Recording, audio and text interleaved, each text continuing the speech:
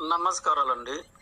మన మానవులలో జ్ఞానుడెవడో మూర్ఖుడెవడో తెలుసుకోవాలి అంటే ఏ సమస్య లేకుండా ఒకరిపై ఎరగబడి అరాచకాలు చేసేవాడు మూర్ఖుడు అని తెలుసుకోవాలి. ఇక అలాగే అనుకోకుండా ప్రళయంగా ఎవడైనా వచ్చి అరాచకాలు సృష్టిస్తూ ఉంటే మింగలేక కక్కలేక ఏమి చేయాలో దిక్కుతోచక భయపడుతూ భరించుతూ దిక్కుతోచని రీతిలో బ్రతుకులు సాగించేవారు జ్ఞానుడు అని తెలుసుకోవాలి.